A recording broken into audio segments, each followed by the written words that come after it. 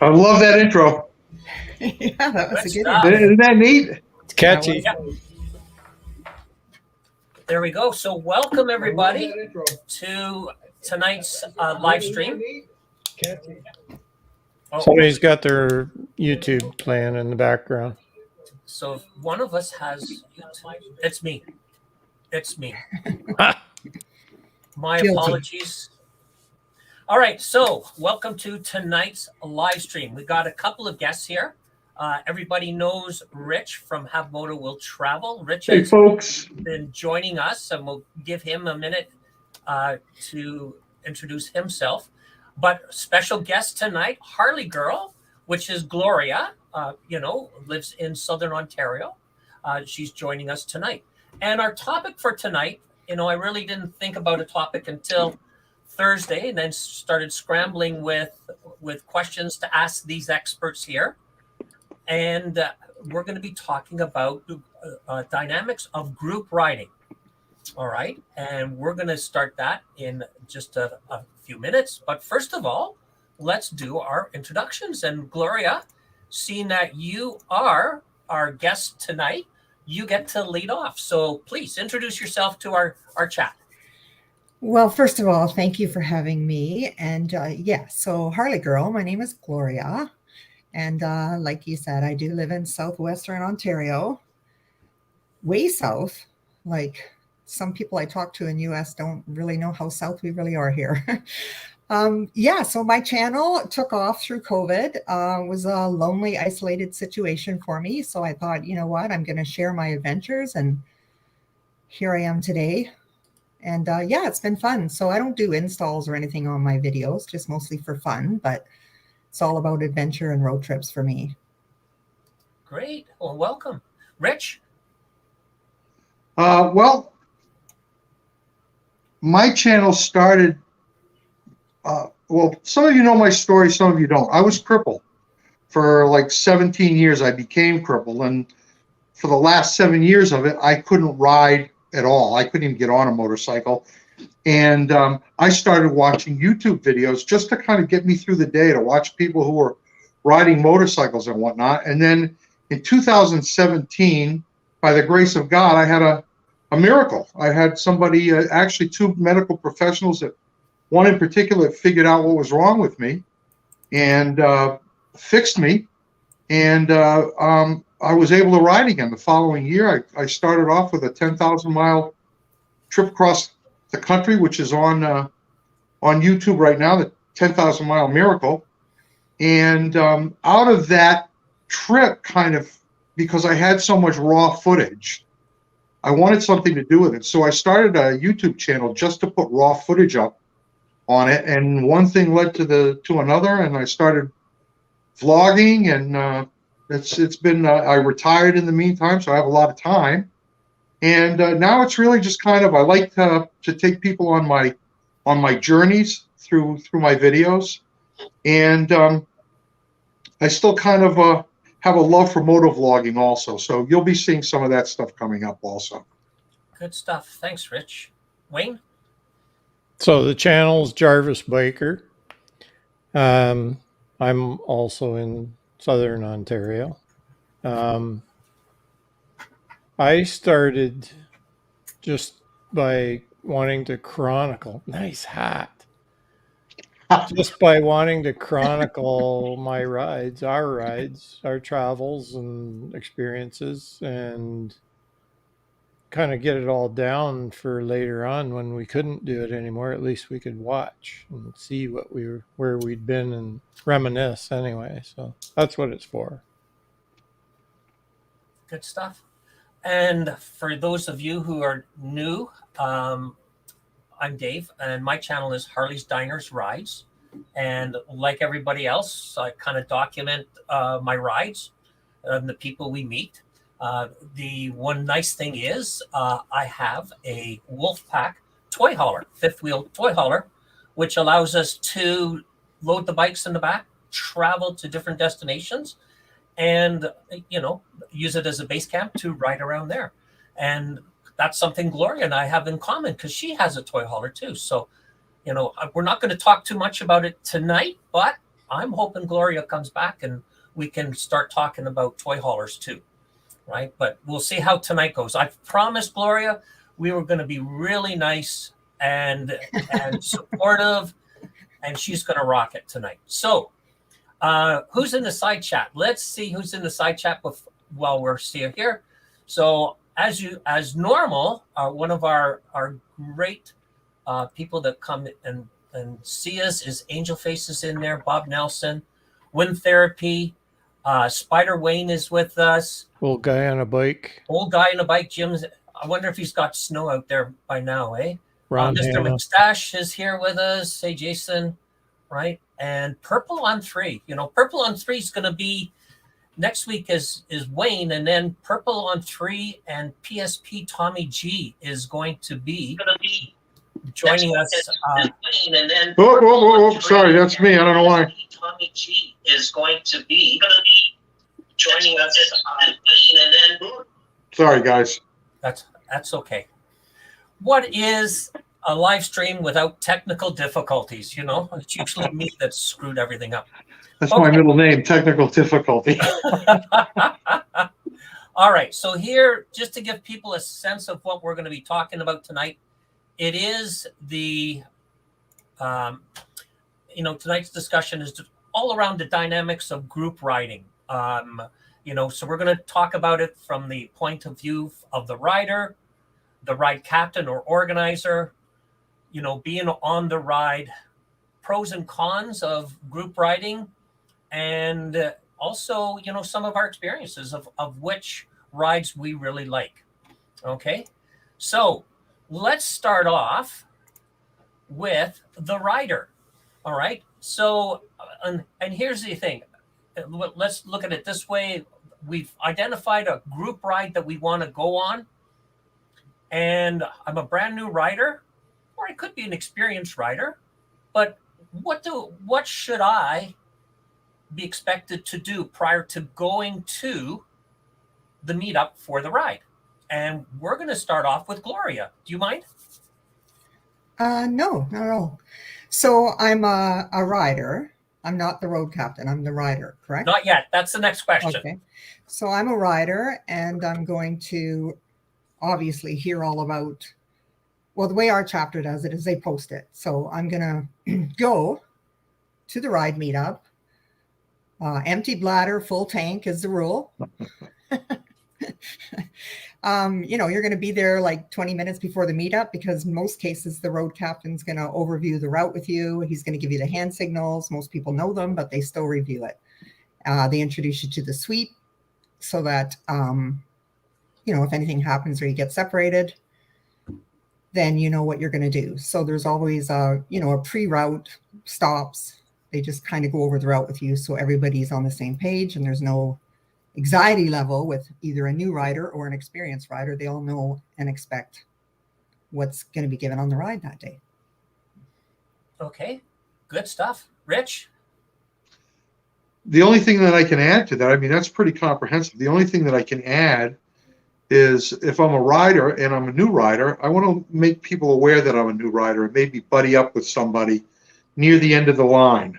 If you're gonna attempt one of these as a new rider, you should know that group rides present a particular group of problems for new riders: slow speed maneuvers, the line stacking up, all of that kind of stuff. Maybe more clutch work than you're used to, and be prepared. I guess that's the only thing that I can add. Be aware of your experience level and let other people know if it's going to be a problem of some kind or that you need some help. That's a big thing. Ask for help if you need it. Okay. Wayne? That was a good point you made about the clutch work and all that. And I've seen where people have had a problem, especially like on a switchback or something, where the other guys go around and they almost stop on it, but they know what they're doing, and the new rider's coming up behind and wants to just carry on around, and they're ending up getting a little bit messed up because the others almost stop. because they know that they can and they practice it, kind of thing. So yeah, I remember when I first started getting into big group rides, I was the last guy. If I could be the tail gunner all the time, I would be it, and I'd leave space. And in some of my group videos, you'll see that I actually do leave extra space. I'm farther back than the others would be. But Yeah. So let me ask you this. When do you look at your bike and being prepared for a ride? constantly, Constantly, right? yeah. So I would add that, the night before you're prepping your bike to make sure your tire pressure is okay, that not necessarily you got a full tank of gas the night before, but sir, as Gloria said, showing up with an empty bladder and a full tank is one of the do's that you always have to do, right? And showing up, 15 to 20 minutes prior to the ride. Okay. Let me ask you this: what happens if I've just bought a motorcycle? Doesn't necessarily have to be a Harley. Let's say, because if you do buy a Harley, they usually introduce you to your local chapter and give you a free year's membership for that. But let's talk about a brand new rider that has bought a motorcycle, doesn't have any friends that ride motorcycles, but wants to get involved and wants to join a group ride.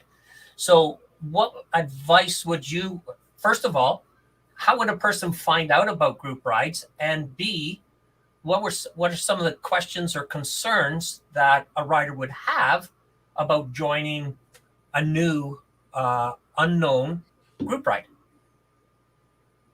Gloria? That's a very good question. So in most cases, new riders, you just give them the warm fuzzies right away because we all remember what it's like, and we should never forget what it's like to be a new rider. It's very intimidating for a new rider on a group ride, for one thing. I, as a road captain, when I was a road captain with the Hog chapter, I always took our new riders and put them behind the lead. Most new riders are very comfortable with one bike in front of them or one bike beside them. A group ride, putting them at the back or in the middle, I have heard some people do that, it can be very intimidating for them. It's much easier for them to clutch, control, speed, keep up with one bike to focus in front of them. How would they find out about it? Well, if they bought a Harley, like you said, the dealership usually promotes them with their first, year with the Hog, tells them about their sponsoring dealership, and they will, make it available to them, those rides. However, we got to remember Hog chapters are open group rides, and we let anyone ride with us. So they could hear about it through a friend, or they could hear about it because they are they can still be a Hog member and not own a Harley. So lots of ways to find out about it, but as far as group riding goes, a lot of them are posted, or it's a friend usually that brings a new rider along for a ride, I find. Okay. Rich, what can you add? Well, honestly, I would tell most new riders, cold, new, to stay away from big group rides. Do a group ride with one person or two people where they can concentrate on you and helping you. If you have some kind of a communication device, person in the lead can tell you what's coming up or what to watch out for. My best advice to a new rider is to stay with smaller groups to begin with, and then work your way into a big group ride, because it is kind of a different animal. Yeah. Wayne? Everybody's taking all the good answers. That's why we let them go first. Refresh me. Give me a fresh start there, Dave. Oh, well, I was going to say, like, if I'm a new rider, and it doesn't necessarily mean that I've bought a brand new bike. It could be that I moved from one province to another province, or from one town to another town, and I'm interested in joining like-minded people, want to go for a ride, how do I find out and how do I research? It's, I guess could be a way of looking at this. Right. Probably bike show is one of the best places. A lot of the big rides, even like most of the charity rides, all advertise through the bike shows. Keep an eye on some of your local bars because they sponsor get-togethers and rides where, and it maybe just keep your eye open as you're driving through your community. You may see on a Thursday night there, what the hell is that group of bikes all doing there? And that's what it's all about, right? So that's a good way of working your way in. Not too anxious to get on a ride that starts out at a bar, but as long as they're doing it right and there's no abuse, then it's probably okay to team up with those people. Yeah. And then I'll add in a bike nights. You can, right now, if you were to go on the internet and what I'll add in is, research, go on the internet and type in, bike nights or group rides. And a lot of these groups will advertise, they'll have a presence on, there's one that I go to, it's called the Newmarket Bike Night, which is in Newmarket, which is about 30 minutes from me. And it's held in a big Food Basic or grocery store plaza. And, last year when I was there during the summer, there were some nights they'd have over 100 bikes there, and be able to, so you could network, you could introduce yourself, talk to other people at the bike rides. The other thing I would put out is doing the research, because is it the right group for you to ride with? If you're riding a cruiser, you probably don't want to hook up with a bunch of sport bikes, right? Because sport bikes, they have a tendency of riding in a certain way. All right. Certainly, if you go to their Facebook page and you see them going down the local highway on a wheelie, going down kicking their feet up or no hands and things like that, it's maybe not the type of group that you would. Well, maybe you would, but chances are maybe you don't, right? So in that sense, they're researching and looking up different types of groups is a good way of starting off. Jody had mentioned Facebook groups. Yeah. That's how I found out about the Newmarket Bike Night, and I've done a couple of videos on them. They're a bit of a younger crowd. They're all in their 20s, but they're a really good group, and they've brought in a lot of people from all over, sort of like the Newmarket area. Another thing that happened with us was we'd go to St. Thomas every once in a while. We go to the Legends Bar restaurant there, and we'd put in, I'd check in and I'd put it up on Facebook that we were there, dinner with the wife or whatever, caption. Down the road, there was a bike night that same night, and that came up in my Facebook as an ad. Like the algorithm brought it to my attention that it was that was going on. So the next time we went again on a Thursday night, and we drove by, and there was just a mass of motorcycles there. Mm-hmm. So it's a now, can I ask how are we looking at a group ride? What constitutes a group ride for this discussion? We talking about 15, 20 bikes, 4 bikes? Could be 4, it could be 24, or it could be even bigger. Yeah, because I think that those are different animals, kind of, don't you? Oh, for sure. Yeah, riding with three of your buddies in a group, or riding with 20 people you don't know. Like Yeah. the group I ride with all the time, like my group. It's not my group, but I'm a member.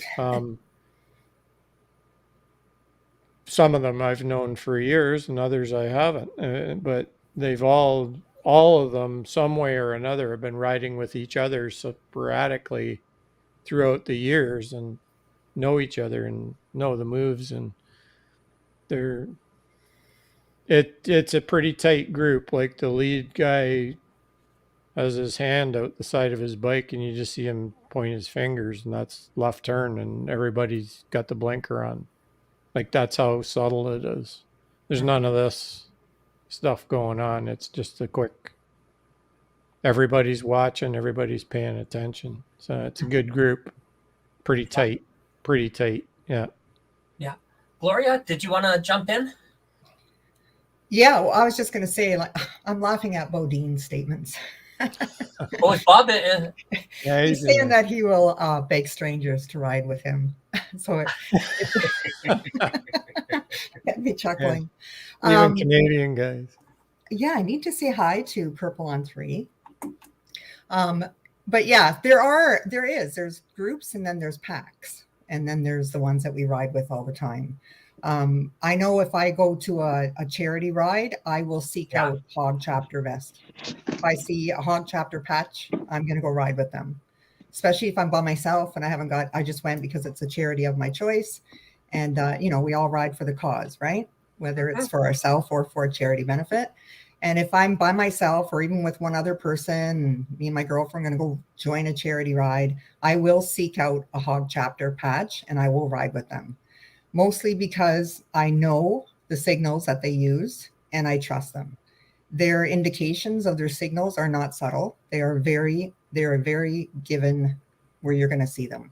Usually there's no radio communication device because we just expect eyes on the road. That's just me, my personal preference. I just feel safe with them. I have ridden with many groups, many different people, and we all learn the signals. I mean, it only takes a couple of times and we get it. But as far as trust goes in my own personal space and what that rider is going to do when there's something on the road maybe or whatever, I believe if our brains are trained the right way, we're all going to ride the right way. And I just feel comfortable. That's just something I do. Yeah. And Rich, your question is a very valid one, is what constitutes a group ride or a pack ride? If you take, like I take in a lot of the rallies, Daytona, Sturgis, Laconia, and you can't help ride in a pack. You're surrounded by, hundreds or thousands of bikes, on the highways doing all sorts of things.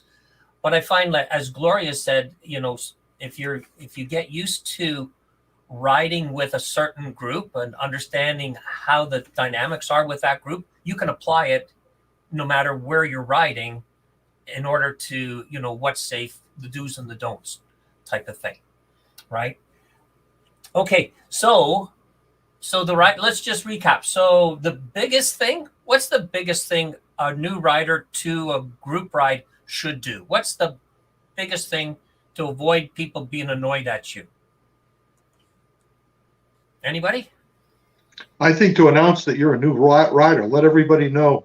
Then they're watching out. Then they're helping you. They're watching out for you. Somebody's sticking with you. I know that I call it. We went on a ride with. I think there were 3 or 4 couples, right? And everybody rode. But one of the wives was a brand spanking new rider. I mean, she'd purchased the bike for this trip, and we were going. You guys probably have been on the Kangamagis, right?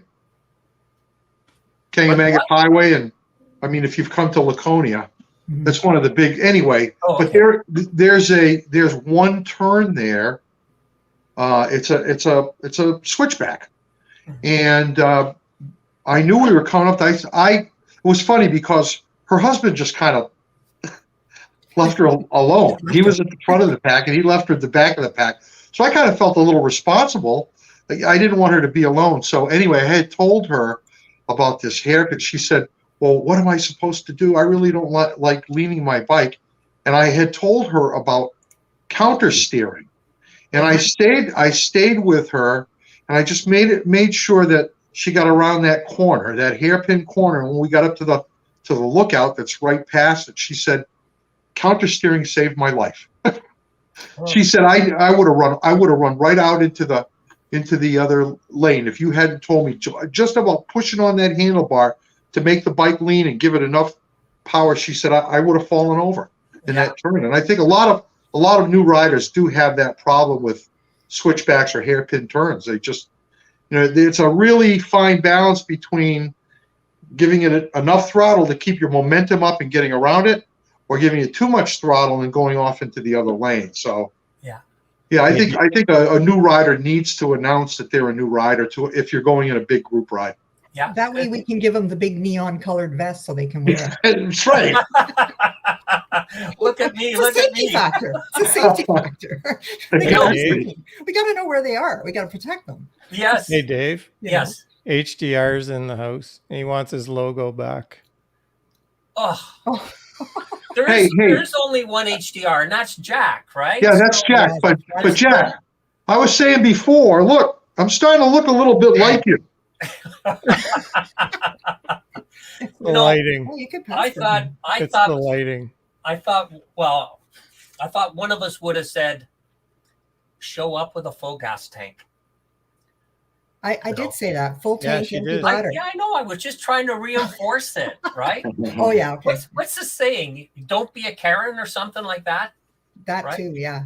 Don't be a Karen and show up with an empty tank. And then I got to tell you, the number of times, even in our hog chapter, we're waiting and there's the short firm, kickstands up, KSUs, right? So There we are. We're all, helmets are getting on.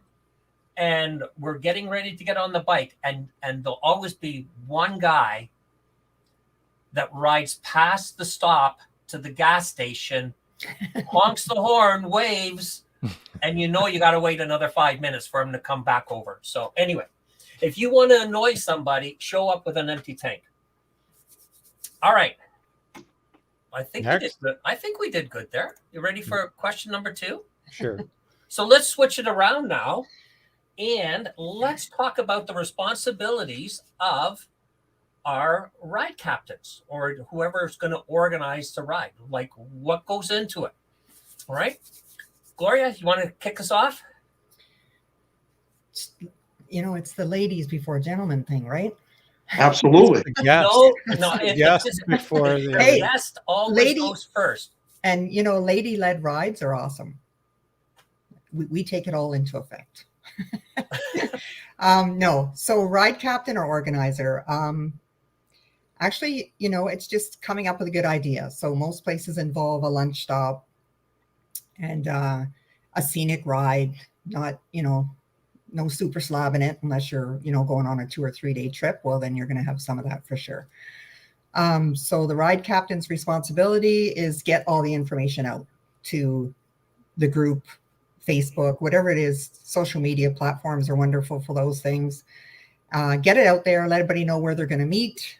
And then the day of the ride, you're going to do a pre-route. So you're going to go over the hand signals with everybody, let them know where the stops are. Another big thing for that is to ask if there's any new riders. Most cases I ask people, is there any new riders here? They'll put their hands up. There's always a buddy with them, or we'll put somebody with them so they're comfortable. Make sure they're comfortable, usually at the front of the pack. Like I said, it's just a benefit for them there. They will, 85% of new riders will say, no, I don't want to be at the front, because they're thinking right away there's an expectation for them to ride like everybody else and keep up. But it's easier for them to ride with someone who's maintaining, a good speed, just one bike. Most cases, they like it in the end. If you're at the back, you're just playing catch up all the time. Mm-hmm. As far as leading the ride, one of the things we always do is we tell everybody there are no blockers. If we get to a traffic light, if we're riding through a city and we get through a traffic light, do not be afraid if you pass the red. If they're going to go ahead of you. Everybody's going to move forward because it's safer that way. And we always tell that person, do not be afraid. If we make a turn, the last person is going to wait for you on that turn, and he will visibly wait for you. So one of the things I tell my group ride is be aware of the people in front of you. The two riders in front of you are your best friends. They're the ones you're going to be watching for if there's a turn. And then you usually tell them how long it is, when the first bathroom break's going to be. You also got to check. There could be some sporties there, smaller bikes, different tank size. So you got to accommodate a gas stop earlier than what you would anticipate for touring models or for whatever. There's not much difference. I mean, some of them are, what are those sporties now? They're 4.5 gallons compared to a 5-gallon R6, but still something to take into account. Some people get major anxiety when they're hitting a quarter tank. You may have a stop plan, so you might want to let them know, the first stop is at 250K or whatever it is for them, just to ease them up on that. Okay. Yeah, I really don't have much to add other than that, when I've led a ride, if I've planned it out on let's say a Garmin route, I will distribute the route to everybody. But the same thing, I mean, you have to have your pre-ride. The other thing that I would add is that when I've planned rides, I've pre-ridden the ride.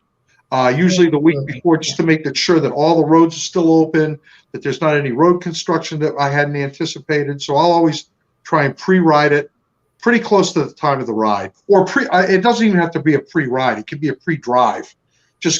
I just make sure that I've done the route that I'm going to be leading. So, and that's the only thing I can add. That was a really comprehensive answer. Thank you. That was nice job, Gloria. Know your route. Know your route. Gloria is a ride captain, or was a ride captain. I am. You can tell. I was a ride captain when I was in the Hog chapter. I was director, Ladies of Harley. I done it all. I loved it. It was so much fun. Still involved with my chapter. However, I have stepped off the executive level. I am the ride captain now for the Ride for Dad, the annual Ride for Dad that we have here for prostate cancer. And which chapter are you? That's thousands of riders. Sorry? Which chapter are you? Grand River. Grand River. Okay. Supported by Blackbridge out of Cambridge. Oh, Wayne knows that place. Yeah. They call it Grand River because when it started in 2004, Kitchener Harley, they didn't want to say Kitchener Harley, and there was no dealership within hundreds and hundreds of miles. So it's everybody along the Grand River going from where Wayne lives all the way up to that's my chapter as well. It was the fastest growing chapter in Hog history. In 24 hours, it had over 750 members overnight. They had no dealership. Ron Hanna. Is Ron Hanna in the group chat? Because Ron Hanna was actually a road captain when I joined the chapter. I did. He's actually a chartered member, I believe, Ron Hanna. Is he a charter from the beginning? Yeah. I believe he's charter member as well, yes. Yeah. We've got 8 charter members still in ours. Our chapter started in York, and it started up in 1999. It started. Wonderful! Oh, you're because of the dealership. You're older than us. So that's awesome. Was that. Okay, so getting back to this, the ride captain, Rich or Wayne? What did you have? It's me now. I've done ride captain a few times.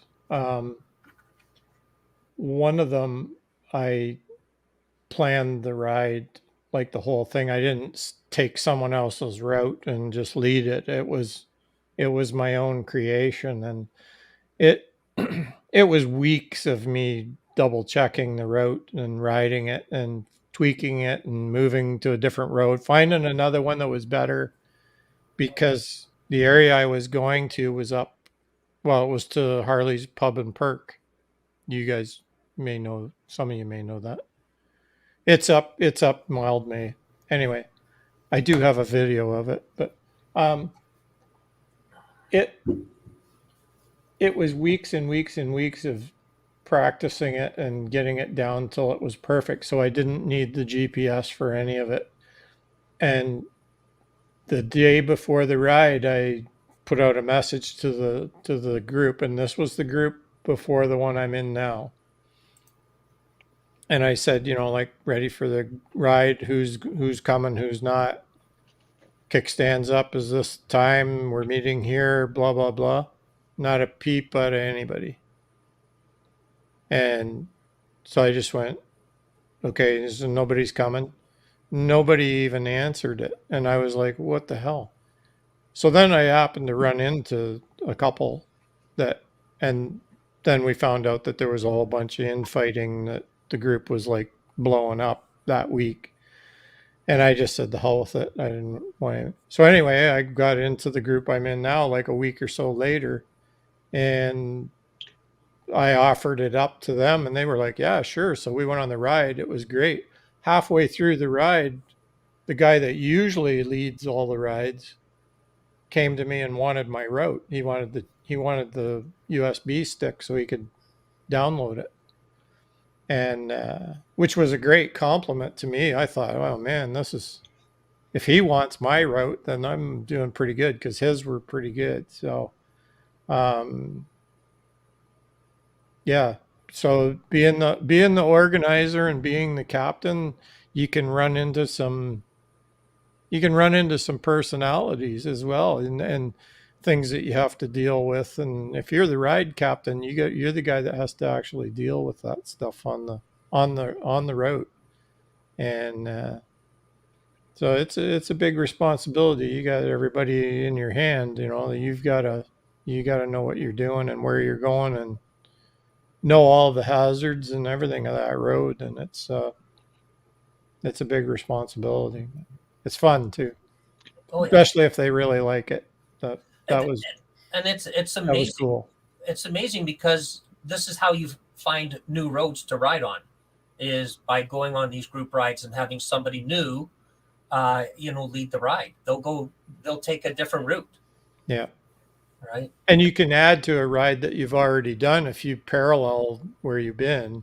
Mm-hmm. Look around some other places. There's other roads that are even better that you don't even know exist. And usually Linda and I get out on our evening rides, and we kind of go cutting through, and it's, have we taken this one yet? Nope. And throw on the blinker and away we go. Let's see what's down here. Yeah. We're always investigating, looking for other roads.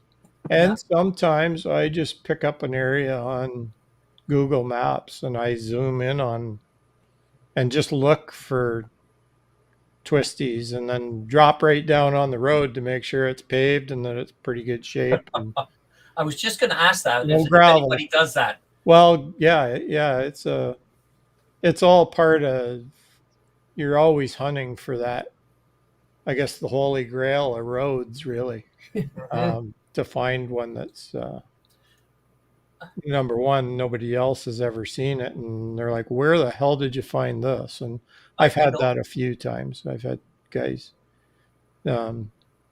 actually not the Garmin, but the TomTom rider that I used to have on the Concours. If you hit winding road option for the routes, it would take you on some pretty cool routes that you didn't know existed. It's just to jump in there. It's kind of a great feeling when somebody comes up to you after the ride and they say to you, "I've never been on that road before." Yeah. Right. And you're thinking to myself, I've been on it so many times. How could you not know about it? Really, yeah. You know? Yeah, I had that. We were up in Stowe, and I had put together a ride for the weekend. It was a New England Riders get together, and same thing. I had 11 riders in the group, including my wife and son. And when we got back, I had three guys, two brothers and their really close friend who had been riding together for years, and came over to me and said, "Can I have that route? That I've been riding up here for 20 years, and that's got to be the best ride I've ever taken." Really? And as Wayne said, it makes your heart swell. You're really proud because it does take a lot of work to do that. Yeah. And I use what Wayne just said, the trick that Wayne does. I use myself, using Google Maps and then dropping down to Google Earth or something to look at the road to see if it's paved or asphalt or broken asphalt, But at the same time, what's a group ride without a little gravel road here and there, Almost always, right? It's always going to happen to you. So yeah, it for sure. It's the bridge out, turn here, and it's, yeah. I hate it. Don't make me turn around. Yes, Yeah. yes. Just keep going. Yeah. Yeah. Just keep rolling. I've got a question here. Yeah. I'd be interested in seeing how you guys handle it. Now, Gloria, you lead hog rides, so pretty much everybody is riding a Harley Davidson, although you say they're open rides. But what happens when you plan a ride for like a group that's not all like bikes? You might have Harley Davidson, Gold Wings, you might have some sport bikes. It's just a group that you're involved with.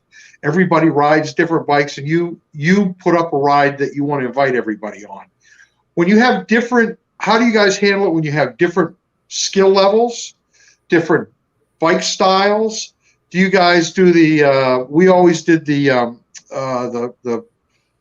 fast pace, the flower sniffer. We would try and break it down into smaller groups of similar riding styles. You guys do the same thing? Well, you got to know who's Yeah. behind you and who's. Well, sometimes you don't. It's like with New England riders. I post a ride You and say, kind of do. If you don't, you know, and then it's an open ride, and I wouldn't even touch one of them. yeah, Yeah, I wouldn't. But again, that's where you need two things. You need a strong ride captain and you need a strong tail gunner, right? Yep. And at the very beginning, if you're going to talk, the ride captain has to get the people together, all right, and needs to assess. They need to ask the questions right out front. You know, how many people, is this your first ride in a group ride? Yes? Great. Thank you for identifying yourself. Is anybody here with small bikes? Yeah. Oh, you got an 883? You got the old 4-gallon tank? Thank you very much. I'm going to plan that in a gas stop in for you. How many guys are riding, you know, a solid frame, right? And I've had that where somebody's shown up on their show bike and, you know, they got no suspension except for a spring on the bottom of the seat. So he's going to need some rest spots, right? So the ride captain at that point in time, and this is another question I'll throw out to the group in a moment. The ride captain controls the ride. They set the pace of it, right? So you don't want a ride captain that has new riders that starts booking it, you know, 120, 130 on the back roads, because you're just going to lose everybody and you're going to get that accordion. And anybody knows an accordion ride, the guys at the back, they're not doing the speed limit to try and catch up. They're booking it themselves, which is dangerous, right? Yeah. So here's Dave. Yeah. Just I want to jump in. Angel Face asked about. She wanted us to explain rides or routes. So we don't always want to do, like, there's routes that everybody knows about. There's, you know, the main tail roads. of the drag, there's the dragon, Ron all Hanna the just different ones did an in example different of- areas. There's all those routes that everybody knows about. But it's to go out and find your own route to get to a certain point. So usually for cruiser bikes, it's you're going to find something to eat. And so you have a destination restaurant that you're going to go to. You've phoned and you've told them, I'm bringing 15 bikers. And they're like, yeah, good. Come on up. And you've got to plan it out and time it that you're going to hit right at when they tell you to be there. And hopefully hit your reservation time accurately and without incident, and you know, make sure that there's a gas stop for the return trip back, because most of us that have the big touring bikes, we're gone all day. So it's drive half a day, fill up your top off your tank, and then you're gonna meander your way home a different way. And that's what we mean by a route. And it's not that there's anything wrong with those other rides, but if you go to what's the one up by the Badlands there, that route, Dave, that Forks of the Credit. Works of the Credit. Everybody likes it because I mean, you go there on a Saturday afternoon, forget it. Like, you can't even ride it because there's all the crotch rockets they're just zooming all over the place, and it's you know, the Don't go there restaurant on a Saturday. packed, and it's not worth my time. Like, we did it just to say we did it, and then it was like, yeah, okay, let's go here, because that only took us a half an hour to ride up and back. Mm-hmm. So that's what the routes are all about, Angel Face. It's finding something different when you ride that much and you're on that many trips every weekend, or even in the evenings going on these rides. You can get bored of going to the regular place all the time. You got to find new stuff every time and bring it to your group and show them, and they do the same thing, and it works. That's the good part about the group. If they all share what they're doing, that it becomes a fun summer is what it becomes. It's cool.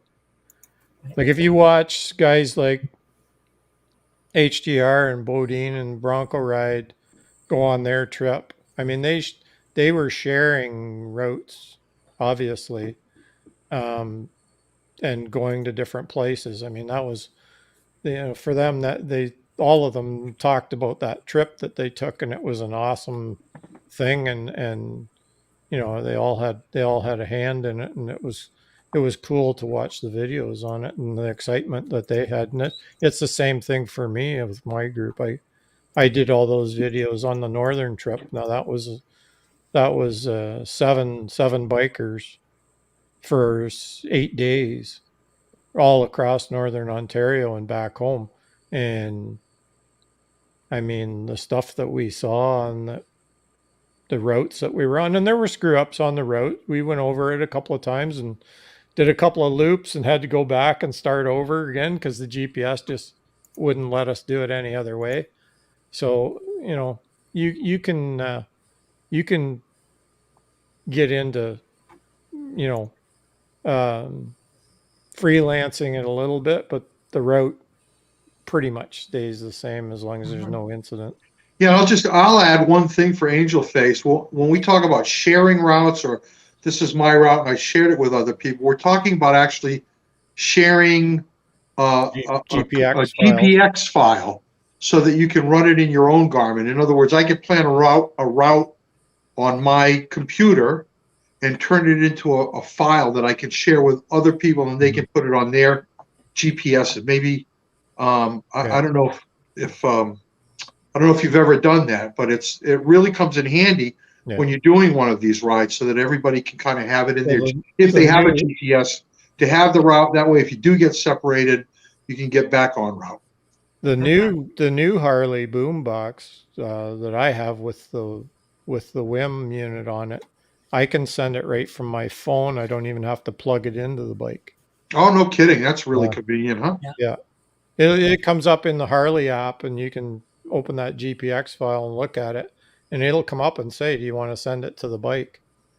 Yeah. So it's pretty handy to have. Yeah.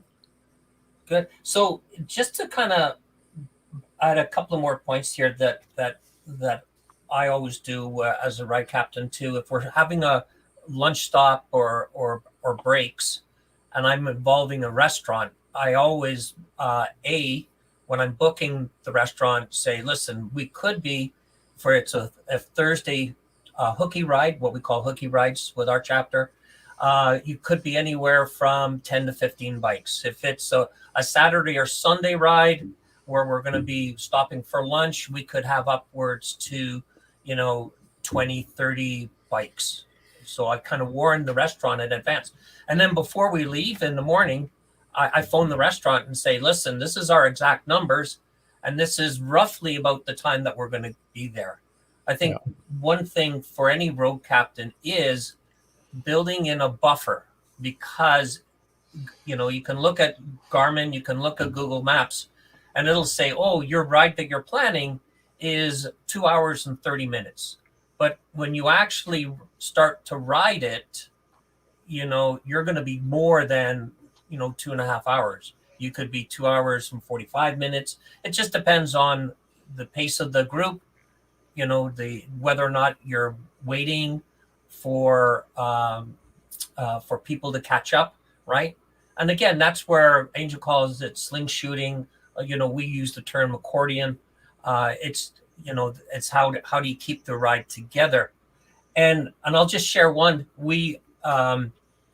And what we mean by planning extra. So I planned the ride, and one afternoon, and when it was time to go, kickstands up, I hollered, and everybody jumped on their bike, and my bike wouldn't start. And what it ended, and it's great. Here's a road captain with a bike that won't start. So, you've heard this story before, haven't you, Wayne? Just happened to buy some. So what happened was my fob, the battery was dead. All right, because it was earlier on in the spring, and luckily one of the other riders had a 2032 battery and gave it to me, and away we went. We were good. 3025. Yeah. What was amazing was we jumped on the bike, we rode up, and we stopped at the first gas station, which was about an hour and 20 minutes. We had been riding. We stop off at the gas station. We stretch our legs. We're filling up our tanks for those who wanted. And when we went to start the bikes, my second that was riding beside me, his bike wouldn't start because his fob died. Right? So all in all, you got to plan, for the ride to take longer than, Google and Garmin talk about. But I have a question for you, right? When does a ride become two rides? When do you break up your ride? When is too many bikes in one group too many? When do you break it up? After 8. After 8? It's the safest when you have a new rider. If you don't have a new rider, then you can do 10. Okay. Rich? I'd agree. I'd say 10 is probably the max for a group. And if you've got 20 people, then you try and organize 2 groups and factor in experience or how they like to ride. I would like to ride 5 or 10 miles and over. You're with this group. I like to keep it at the speed limit or under. You're with this group. Okay. By the way, okay. Give me 2 seconds here. I have to make a costume change. All right. I give my friend Tony Reno some love here. Yeah. Tony will be asleep. He'll wake up and see us afterwards. Tony's in California right now. So. Yeah, he is. Yeah, he keeps not watching, and he gets there after it's over. Yeah, he's. I think he's on the 2 to 11:30 shift or something like that right now. Yeah, he said he was retiring and he didn't. So and he's still it's his working. Fault. Yeah. It's all his fault. That's what I told him the other day. Yeah. Okay, so coming back to Wayne. Wayne, your group, do you break it up, or are you small enough to stay? We're as one? small enough. Well, I mean, the most that we could ever get, I think, would be 15, but we've never done that. It's usually 7 or 8. But Harley Gurl can jump in with this one. I did the Wicked ride with her and Kevin. Kevin and I were invited to videotape it for them. And so there was 100. I think they were allowed 100 because of COVID, broken into groups of 25. So they ran with four groups of 25 with a ride captain and 2 blockers. And they were all wired. They were all Bluetoothed. So they could communicate with the ride captains. And every ride captain had a meeting with his group just before they took off. Went over all the rules, explained to the group that Kevin and I were going to be buzzing around them, but to pay no attention to us. That if we weren't going to do anything too crazy to get in the way, but it ran really well, and I got to see all 4 groups being run, and those blocker guys had it down. They had it tight, and they explained to the whole group that when they came up to a stop sign that they were all to get to the right and leave room for those blockers to come all the way from the back to the front, and then they would split, block both sides, and then the ride captain would pull everybody out. It's a They very only tight had ship one with the intersection, ride. I think, that had a policeman, and he was already gone by the time I caught up to the group. Yeah. But it's a good way to do it. It's nice to see other groups and how they run things. It's good to bring those things back to your group. But as far as my real riding group, the BATT guys, yeah, they're pretty good riders, all of them, and not necessary to have blockers and all that kind of stuff. They know when to go, and they know if you get caught behind the traffic, we're gonna make our way through it.'We'll catch up. We know how to do it and get there. And so You guys did a great job. You guys did a great job that day. Got it some was good footage. fun. It was and Purple fun. on 3. She But is going to do that I ride did one find day. that there was one Oh, girl yeah. that didn't listen to the pre-ride talk because Yep. she didn't know she thought I was just some Joe Blow that come up and Yeah. started videotaping her. She flipped Yeah. me the bird, actually. Yeah. Everybody We had a flips little you. talk. Everybody flips you the bird, Wayne. We had a Who's little that guy talk with all when we those got cameras? when we got to the first stop. I mentioned that, I'm supposed to be here, and don't be mad at me. Then they started posing for him. Yeah. Yeah. It's No, true. but didn't you? Then they who liked had him. Who had the pink tutu on that ride? Oh, that was Rick. Was it A lot Rick of them or come Rick? like that. Yeah. Kevin's friend Rick. Had a tutu? And what Oh, did he you had had a a pink? tutu, yeah. You had a Kevin pink had- shirt, did you, Wayne? Pink. I had my pink T-shirt on, my Fender T-shirt. Yeah. I thought I'd wear something pink. We It get the wasn't Witches pink of Salem on chiffon, I it know. in pink. Yeah. Everybody had pink chiffon. That shit was flying all over the place. It was all over the roads. We That's molt. a fun called molting. ride. If you We're haven't molting on seen our that, bike. We're just letting it go in the wind. I'm not trying to promote it, but for anybody that's got a lady that rides, show It's a her lot of that fun. video on my YouTube, and Kevin's got a couple up on it. And I got one on it. Yes. Purple on 3 yes, just mentioned that. Yeah. They can go look and see. It's a lot of fun for the girls. They really enjoy them. And they come from all over to do that ride. Yeah, that one lady that I got in my video that had the white Street Glide CVO. She come all the way from Ottawa or something. It was a 3-day endeavor for her to get there. Yeah. Sorry, Dave, we're taking away from your title. No, that's part of the thing. It's about the ride. So. Yeah. We could go on and on about that wicked ride. Yeah. This is, it's like coming up to the bridge that's closed, right? You can go left, you can go right. Yeah. So we're very flexible in our discussion. Well, it was one of those ones that, like, there were girls on crotch rockets and there were girls on big cruisers. Like it was all types of bikes for sure. All from everywhere. It's amazing, and it's nice to talk to them and see what their stories are all like and why they're there. There's a reason that they're there. That's right. Yeah. Somebody or something.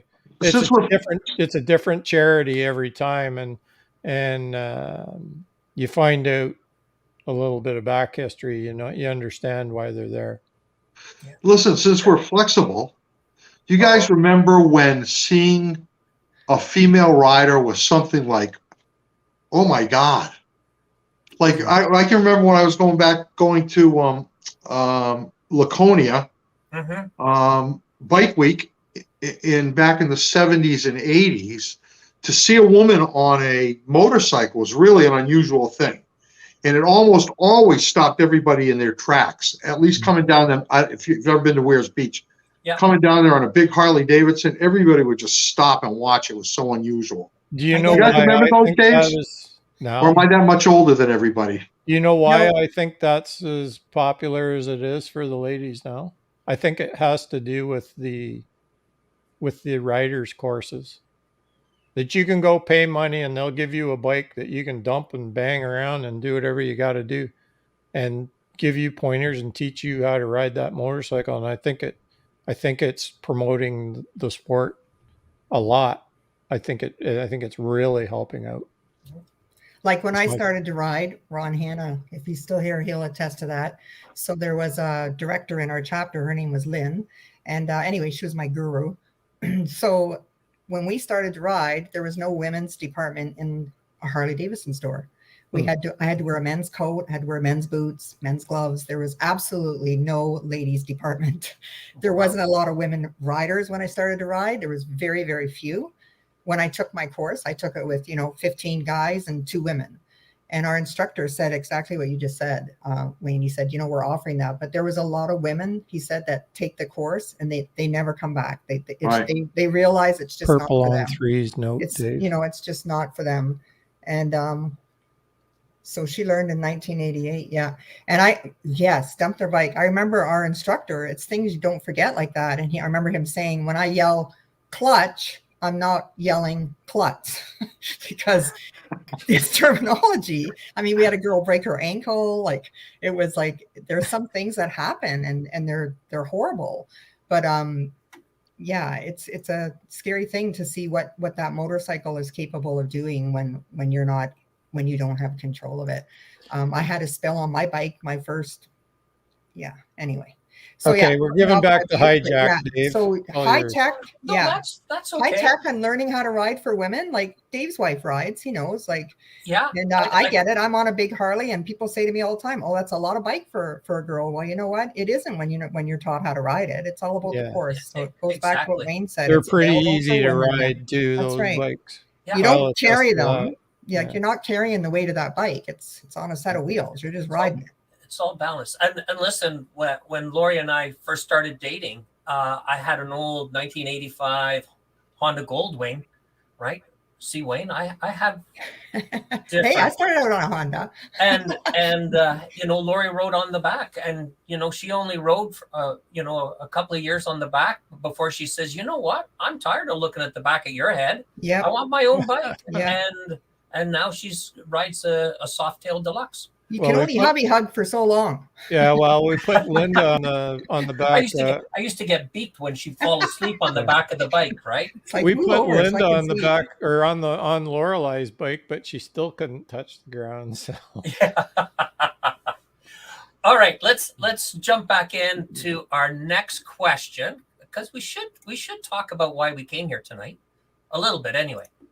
All right, so now let's talk about group dynamics while you are on the ride. Okay, so this is just in general, right? We've already got the road captain that's given out all of the instructions, all of the information, right? We've got our lead rider, we've got our tail gunner, we've got any outriders that are mixed in the middle of the group, right? So what else? What should we consider as being a rider on the ride? I'm going to start with Rich this time because Gloria takes up all of Rich's answers. Okay. Switch hats. I got another costume change here. How all riders think alike. Oh, Goldwing. Who's this now? That's Goldwing. This is Goldwing. I got this from Tony Reno too. I don't know. It just came in a box. Anyway, I have a Jarvis biker hat. That's a damn fine hat you got. It is, right? I'll have to wait till he comes down to get mine. Yeah. So group dynamics. I think this goes back to what I was saying about breaking people up into groups in these big groups. But I think there's a difference between kind of a group ride and let's say a charity ride. Now I've been on charity rides where it's leaving out of a Harley Davidson dealership and going 40, 50 miles to another town for a big cookout or something, and it's completely different. A big charity ride. There's just one long line. You've got escorts a lot of times with, as you said, road blockers, sometimes police escorts. It's a completely different thing than a group ride where you really kind of have to worry about group dynamics. How long has this person been riding? What kind of bike do they have? Are they comfortable on these kinds of roads, because you get a lot of people that are fine on a motor, and I'm not even talking new riders. I'm talking about people who have been on motorcycles for years, and they're great as long as you're going on in a straight line. But as soon as the road starts getting curvy, things change for them, and you really kind of have to be aware of who you're riding with. So I guess that's the most important thing about group dynamics. Know your group. You really do have to know your group, especially if you're a lead or even if you're a sweep, to know who it is in that group that you have to be watching out for. Okay, thanks. Gloria? Yeah, I agree. Good points there. I know when I was a new rider, I would pick my road captains.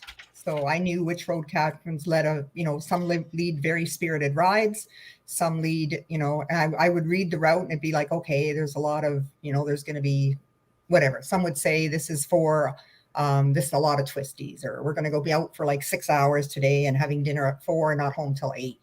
There's certain rides, new riders, I find they fatigue easy. So, especially twisties all day, like, I've had my share of twisties. Now when I ride, I want scenic, like everybody's different, or I want a mixture. Like, so I look for my route, and I find when I'm on the route, if I'm in like a new group, like say I was to join Dave's chapter for a ride one day, like if you have to exit too, it's nice to, let them know after lunch, I'll be leaving. I'm going to be heading back home. I won't be riding with the group. So they're not looking for you, or you're not just darting out in the middle of a roadway.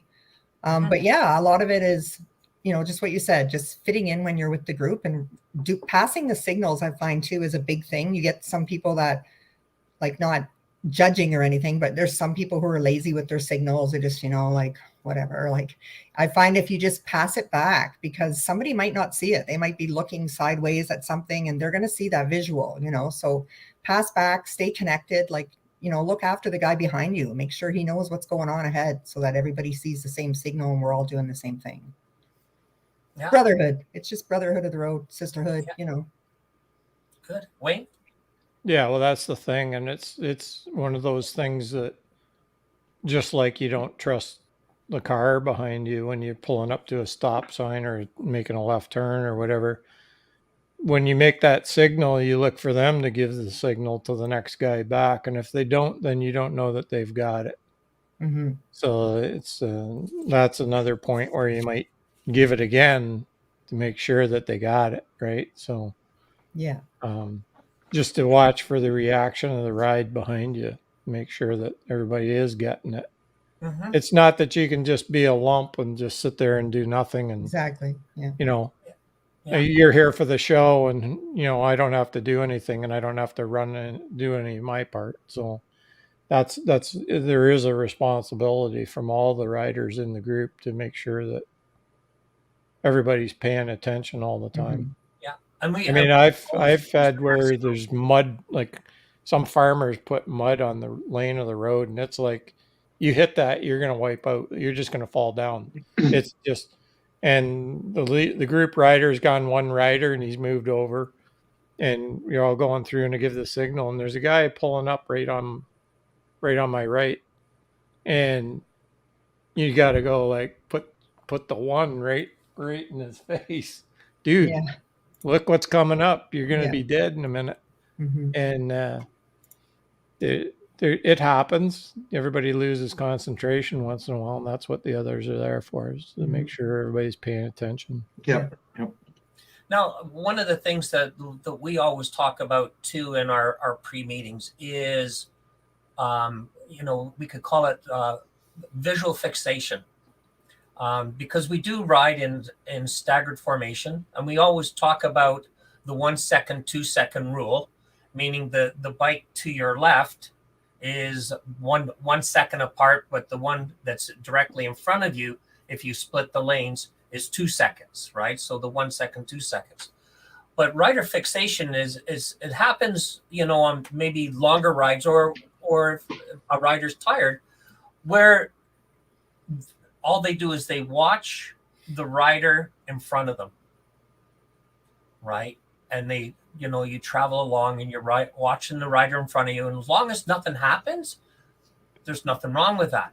But if your lead bike hits the brakes for an emergency stop, or hits the brakes because of road conditions or something like that, if you're not watching the lead bike and the bike that's in front of you, right, you could get yourself into a serious condition. Because if all you're doing is watching that bike in front of you, you've only left 1 second of space between the two bikes. If he hits his bike, you're not going to stop in time.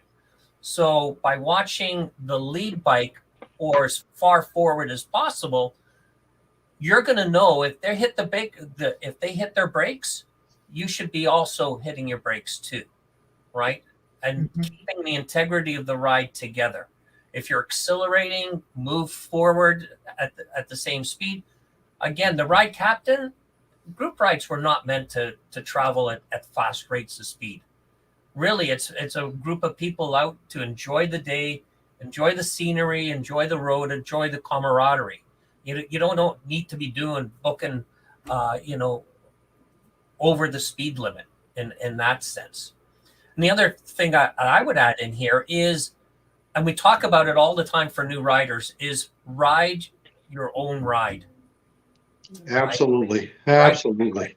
Because the road captain, if he sees there's nobody behind them, they'll slow down to bring the integrity back together, right?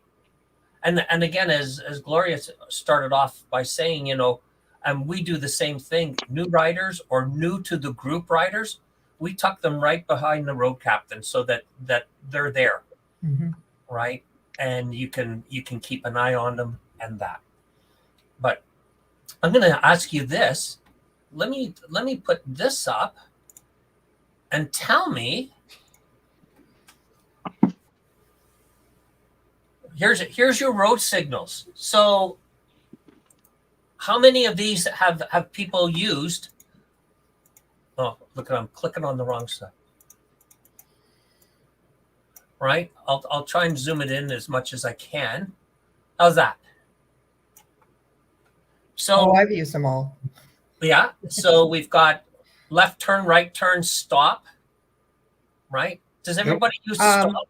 I don't use that stop. We kind of go slow down stop. So, okay, there is one for slow down. Here's slow down here. There's speed up. You know what? I very rarely do I have to use the speed up. It's usually, people behind me pushing me forward. Right? Slow down. Follow me. Well, on a group ride,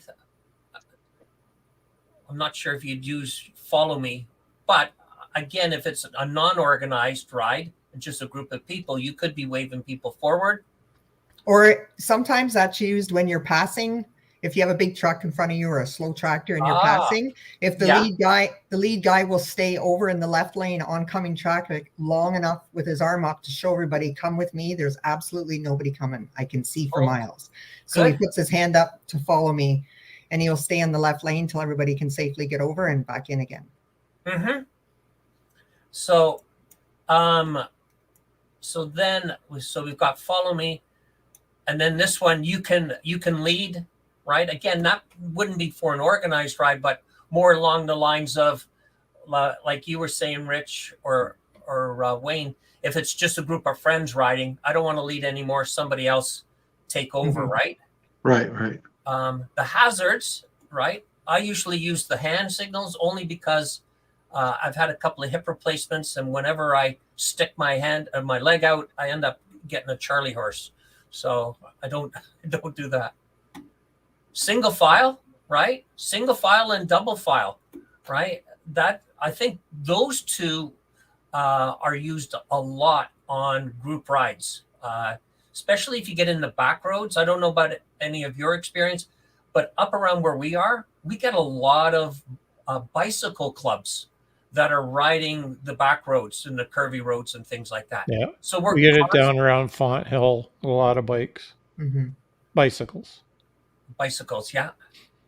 Rich, do you have that problem? Bicycles? Yeah. No, I got passed by a bicycle on the Blue Ridge on the Blue Ridge Parkway. I was embarrassed. But you know what? Actually, that was one of those situations where I was riding with somebody who is a good friend, good guy, but we just ride differently. And we were doing 35 miles an hour on Skyline Drive. I got passed by bicycles. Most embarrassing moment of my whole motorcycling life. I know what you mean. I got passed by a moped, or not a moped, a scooter. Oh, I saw Right. that. Listen, so that's my answer, which is kind of no answer, but I wanted to clarify something that you said, Dave. You said something about taking hooky rides. Yeah. So our club. Well, we have hooky rides down here in the States. Oh yeah. But I thought you guys had hockey rides. No, they're. We have those too. Oh, okay. I haven't been on one of those yet. So Jump on the stick. We just pull you around the ice. Better than getting beat by a stick or passed by a bicycle. That's right. Yeah. Yeah. Oh, well, when that scooter passed me, the first thing that came into my mind was, I don't know if you remember the cartoon, The Flintstones. Yeah. They had a character called the Great Gazoo. Yeah. Right. When that scooter passed me, all I could think of is, there is the Great Gazoo. All right. Well, you guys let me off easy, eh? With that, I thought I might have got a comment on that. All right. So next, they've got single file, double file, right? Comfort stop. Anybody use the comfort stop? Refreshment stop, right? We've got turn signal on, pull off. There's Wayne's one, cops ahead. And I've used this one, fuel, right? And the road captain was not familiar with this one. He thought I was a monkey with an itchy underarm. So, all right. So we're back.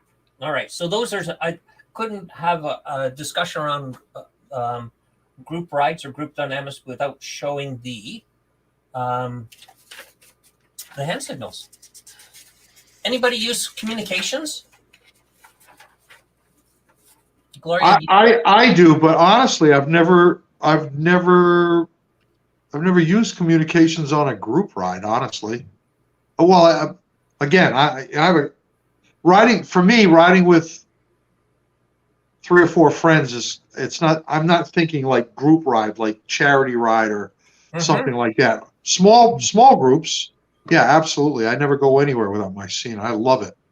Yeah. It changes the whole experience. You know, you're riding 3 or 4 people and you can comment to each other on the scenery that you're seeing. It's like having somebody next to you in a car and you're taking a ride. I really like the whole Bluetooth communication experience. Your 10,000 mile series, there was good headset communication. It was clear and really good from both of you.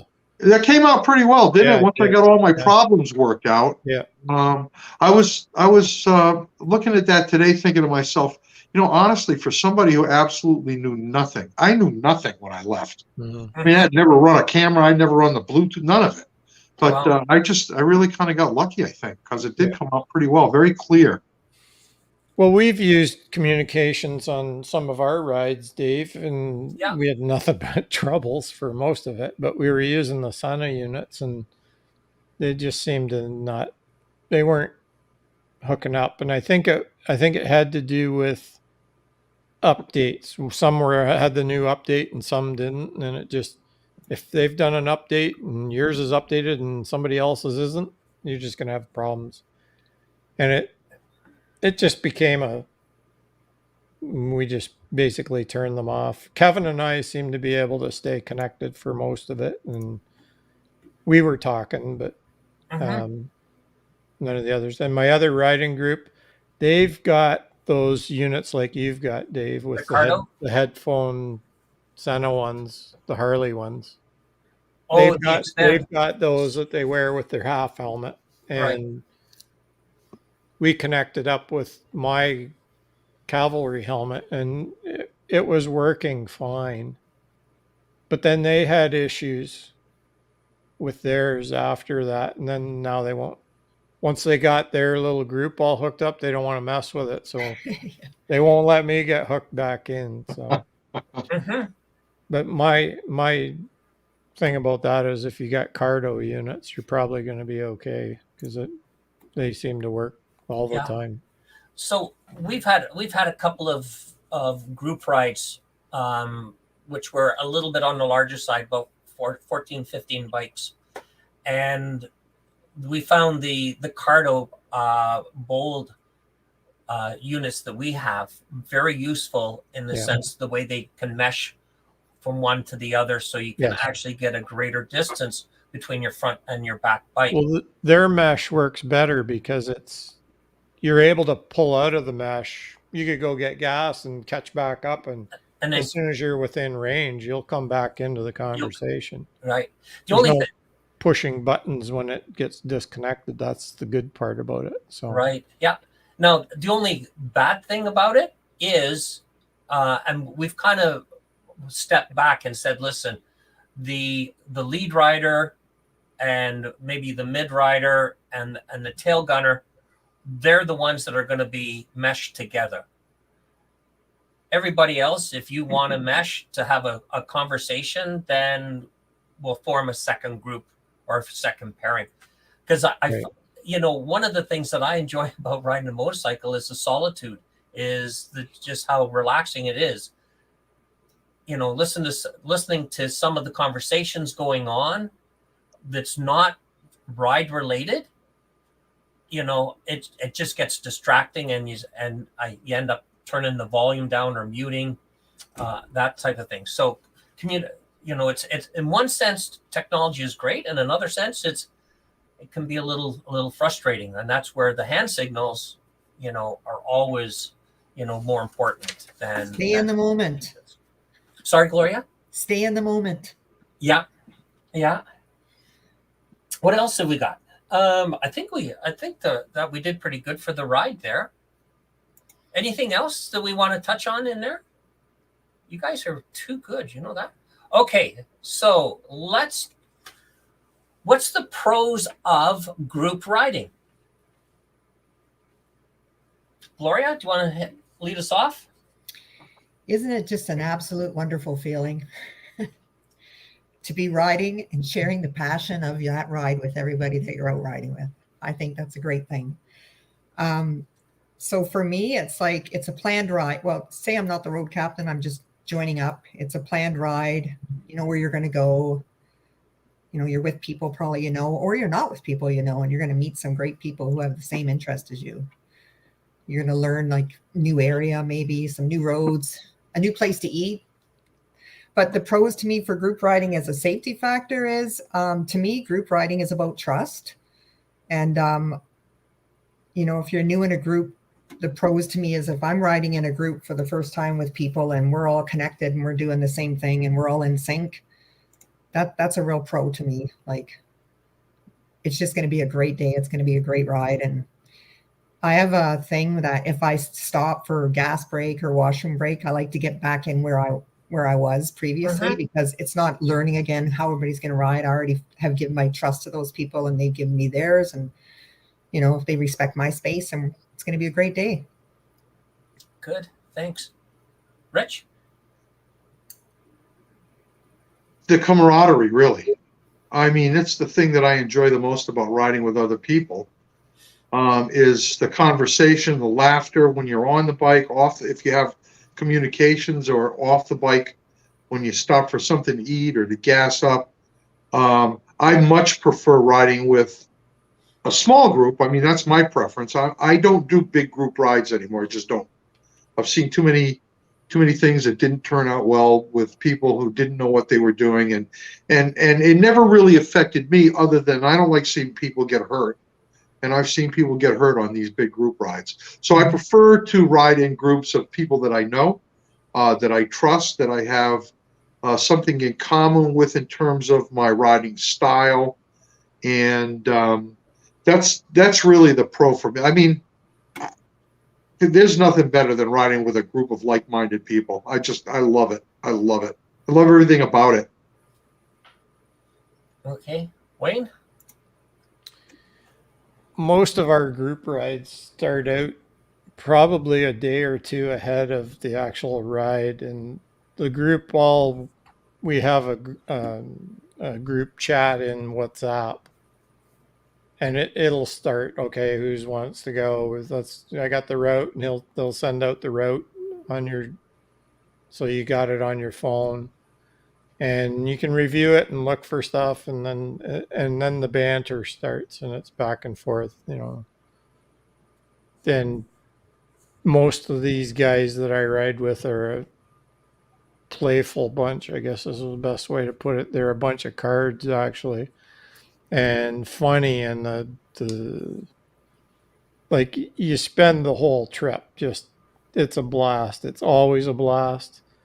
There's nobody in a bad mood. If they got a problem, everybody already knows about it, and we're trying to work them through it or whatever. But there's just nothing like it. It's the same as with Linda and having her on the back. That's my best time.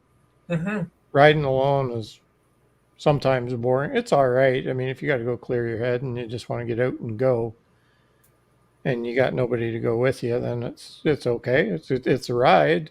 But when it's a group and it's your buddies and everybody's in sync and having a good time, and usually it's with us, when it's that group, we're going someplace. It's going to be like an epic journey, and we don't mess around. Like, when we go, and it's you're excited to go. You've prepared. You've got your bike ready. You've packed. You've got everything ready that you're going to need. You're all set, and the anticipation of having a great time is usually precedes every one of them. It's quite an adventure, and that's the fun part. The day trips with other big groups, it's okay. And the Wicked Ride was a whole lot of fun and interesting, and got to meet a lot of very nice ladies and shared their stories, but the group that I'm with all the time, that's when it's really fun. Yeah. I think it's the opportunity, the camaraderie to share experiences. And one of the things that, since I joined with the Hog chapter, is all of those roads that I never knew existed, right? That I've driven past. And I never would have found out about them had I not gone on a group ride. The other point that I bring up, the group rides, what is fulfilling is when you get involved with a charity, and being able to raise money in a way that is fun, right? Which is a great way. And the other part is, unfortunately, we had a couple of members since that I've been involved with our chapter that have passed away. So I tell you, it's a totally different feeling riding escort to somebody that you've ridden with, in tribute to them. So that's another group ride that I've been on that has a special meaning, right? For that. And I'll just throw out there, what? It never hurts to try new things, right? Even if you like just riding solo, riding in a group, it gives you new skills, right? To understand. Because again, like I say, if you go to any of the big bike rallies, you have no choice but to ride in large groups, right? So understanding how the dynamics of it, and that helps you become a better rider in those groups. Okay. Fun Chuck posted a comment here in the chat that I think is pretty relevant to this, to the pros. He says, I can get lost finding my way out of a paper bag. I love a group ride where I could just follow along and enjoy the scenery. Every stop always has a good conversation. So that's another good reason to go on a group ride. Just other people know where they're going. You might not. I followed my friend down to Pennsylvania. We rode down to Pennsylvania for a Waffle House breakfast. Mm-hmm. And it was a 3-day trip, and I didn't look at a map. I didn't look at a GPS. I looked at nothing. He planned the whole thing, and I just followed along. And I can appreciate what Fun Chuck said, because that was my first time, being going on a trip, a ride, where I had nothing to do with the plan, and it was pretty cool. It was pretty cool. Yeah. Okay, so you can't have the pros without having the cons. So, cons of group riding. Gloria, do you want to take a stab at it? Oh, there's always a Karen, right? Don't be a Karen. No. Actually, you know what? I've only had one situation where there were some cons. And so we had an individual who, he got a new set of pipes and he liked to slingshot back and forth and, just rev up to the girl in front of him and roll his throttle a couple times, crack it, and then slow down. Because if there was a curve coming up, he'd like to take it at his own speed. So the way to do that is to, make a gap, right? And then you can take that curve all by yourself with no one in front of you. And at that time in this group ride, there was a road captain that was in the middle because it was a bit of a larger group. So at this point they had front, middle, and back. So it was reported, and then you got to kind of play the role. Like, what was it like? Well, it's not safe for one thing, right? It makes the person beside you feel. So the con to me with that was it put some people that I was riding with all in a situation where everybody wanted to be at the back of the pack now and nobody wanted to be, by that person per se, right?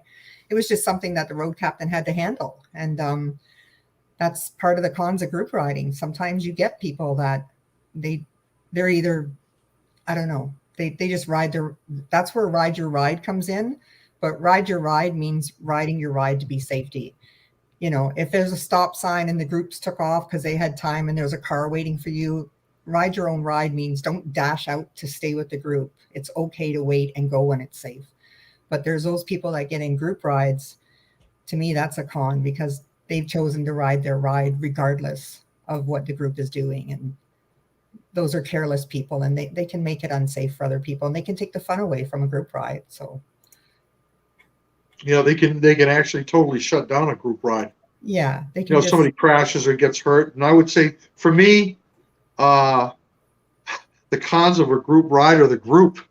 It just depends on who you're with. Group rides can be great, or they can be a horror show. Yeah, and some road captains are very good, like Purple on Three's question. Like I've been with some road captains who very diplomatically, take this person discreetly and say, there's been some complaints. And this is how we ride. And, you're going to have to ride like everybody else, or we're going to put you at the back of the pack. Right. And at that that's basically the rules, right? Most groups, the ride captain, if you've got a complaint with somebody, it's the ride captain and he takes care of it. Yeah.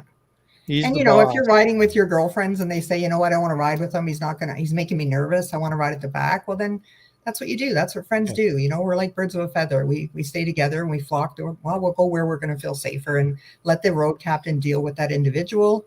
And hopefully I've seen some be just told, no, you can't ride with us, and it's unfortunate, but. Well, let me ask how you guys handle it when you're on a group ride. You all stop for lunch and there are people who are overdoing it with the adult beverages. Do you have a word? You take them aside as a road captain and have a word with them and say, you can't do this. So as a road captain in the hog chapter, it's zero tolerance. Okay. So we tell them, this is the rule. We say, when we get to the restaurant, the ride is over. We don't say you're going to have a drink, you can't ride with us. So diplomatically, we say, when we get to the restaurant, the ride is over. But for those of you that are coming back to Cambridge, or I'm going back to where we started, or I'm heading over here, you're more than welcome to join me. But the ride ends at the restaurant. I see. So what that's done is that's relieved you of all sorts of legalities. And you have stated, if you want to follow me, I'm no longer the road cap. It's just a ride. I'm going back because we don't really know. Out of our group could be 50 people. We don't know who's had one, who's had two. We don't really know.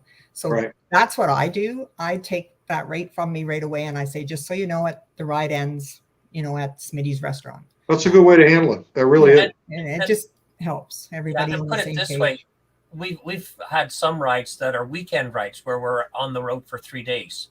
Yep. And just everybody knows that we're not drinking at lunch. Yeah. Well, those are the rides where it ends at 5. We're off the road at 5. It ends at 5 with dinner, right? That's right. When we get to the hotel, right? Good. Rich, what could you add for your dislikes or cons of a group ride? Oh, I already did. I said the group. The con of a group is the group of a group ride is the group. Just who you're going to be with. That's basically it. Yeah. I mean, again, when you're on a charity ride or something like that, you really can't pick the people that you're riding with. And that's why I stay away from those now. As I say, I've seen too many horror shows. So I try to pick my groups carefully. I will say this. I've been able to pick people that I will ride with, even on YouTube. I've been able to pick people I won't ride with off of just by watching a video. Yeah. I'll say I can ride with that guy. He rides just like me. And there are other people that I say, no, not going to ever do that. Mm-hmm. So the group, I guess the people. Yeah. It at the same time, it's the best thing about a group ride. It's the worst thing about a group ride. Mm-hmm. Yeah. Good Wayne? point. Yeah. I can't really say where I've ever really got into a group that really had any big issues with anybody. So the only con about the group ride is, like I said in the answer to the previous question, was you get so excited and anticipating what's going to go on. It's like painful to wait to get to go. It's that much fun. That's what I get out of these things, and I really enjoy them, and I look forward to the weekends and for the week-long ones that we take as well. But as far as bad situations, not anything comes to mind that was anything too extravagant. That everybody seems to behave in the groups that I'm with. So Okay. So that was good. I don't have anything to cover. I guess the only thing if and seeing that we're all YouTubers here, I think the only thing with us is once you get onto a group ride, you're at the mercy of the ride captain. So if something happens with your cameras, it's there until the next rest stop or the end of the day. So, and that's one of the dynamics. If you see something at the side of the road that you would like to check out, whether it's a monument or a beautiful scenery or something like that, if that's not in the road captain's plans, you're not stopping. So, that could be one of the, trade-offs, traveling, but not being able to stop when and where you want. I get that with hubby. It's like, oh, did you see that? Oh, we might want to stop. I really want to see that. That's the Cardo system. That's a picture spot. that's why we don't want the Cardos on all the time, or else we'd be stopping every 10 miles. Enough, so when we go on I can't hear you. It's not working. This is my signal for picture. Picture. No. Yeah. Is that a new sign? Do we have to add that to our list below? Yeah. Photo op. I scratched my helmet. Like, do you not see that was a really good spot to stop? Now, Gloria, who leads? Do you lead or does your husband lead? Well, we actually take turns. Like, he's a bit of I like back roads atlas. If I'm going to plan a road trip, I like to look first, or I use my GPS. He is very much just ride and find them, and a lot of people when we ride just say you lead, because he finds some roads that I would never go down, because if they're going to turn into gravel, I got to turn around. I'm turning my bike around gravel. But so we kind of take turns. Like he's just a little bit more adventurous than me, so we discover a lot of road. Like, where we live, we got to travel, like we got to ride like 3 hours just to get to some twisties. It's a day trip. Like, everybody always says to me, oh, you ride all day. It's like, I have to ride all day. Like, I can't just go for an hour or 2 hours. That's like Evan. He's got to ride. Yeah. Evan's got to ride a couple hours just to find a corner. Yeah. He's like where I am. So I have to head out knowing that I'm gone for the day, because it's going to take me 4 hours to get to my curves and my scenic, and then I got to get back home. But his area has some very, very scenic views on the high points when you get up elevated and you look across all that farmland. There's beautiful. But it's just all flat, right? Like there's no. The more roads are scenic. straight. Exactly. You're there to look out. Like- You can pin the steering and look, and you can Absolutely, yeah. So stare we kind of take turns. I'll just say like, okay, you lead today. Where do you want to go, and wherever. Like we like to head up to your area, Dave. You got some good like up around the Halliburton Highlands, and that's all beautiful. And you know, you got to get up there to Bob Cajun and Calabogie, and that's where it's all at, right? Like in Pennsylvania. Like I was telling Purple on 3 that we'll just head out to Pennsylvania for the day. We're going down the States. We're going to ride, pick up some moonshine, although it's government stuff, but you know, we're going to ride down there and have chicken dinner. And just because you can do it. Pennsylvania, like that one, I forget the one road there, but anyway, it takes you in there. I think I don't want to say now because I can't remember it, but if you go on, what is it, number 5? It goes right along the lake. I think it's 217, but it's nothing but curves. It's just amazing, that road. You can run right along the U.S. side of Lake Erie, right from Buffalo, right down to Erie, on the water. I want to say 217, but it's not by water. I think that one's number 5, so I don't know where 217. I don't think I've ever been on 217. So let's just jump into our next question. It's inside the back. It's all in the back roads, all the curves. So which group ride did you enjoy the most? Right. Which group ride did I enjoy the most? Yeah. I'm going to say when I made a trip with our chapter to Cleveland, Ohio, to the Rock and Roll Hall of Fame. Cool. Oh, wow. It was amazing. Wow. How many bikes went on that? 26, I believe. 26. Wow. Yeah, 26. That'd be a good run. Yeah. It was amazing. Yeah. That road captain he's awesome. Well planned. Good ride. Yeah. Good. Rich? Oh, which group ride? What are we talking about in terms of size? Does it matter? More than 2. More than 2. I would say I went on a group. Well, actually, that group ride that I was talking about had the new rider, and we rode all the way up through Vermont, and there were I can't remember, there were 6 of us or 8 of us, but it was a great weekend. You know, just same as I said, the things that I like: conversation, laughter, beautiful scenery, motorcycles, good food. It's the best. Good stuff. Wayne? I really like the Probert ride for being a 1-day thing.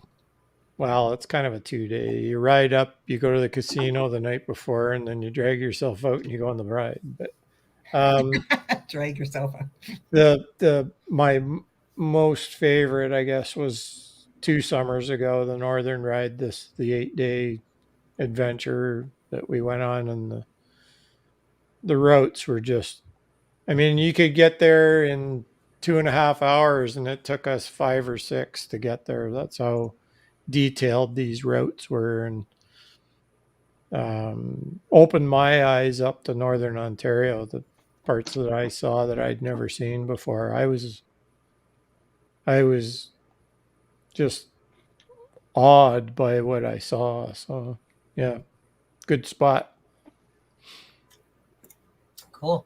And I'll add again, our chapter adventure rides that we did. We went up to North Bay, and that was a great group. I think there was 28 of us in all, and it was a great. Again, everything you would want out of a group ride: the camaraderie, the views, the roads, food. It was all just excellent. So, and that's okay. So sorry, I got distracted there.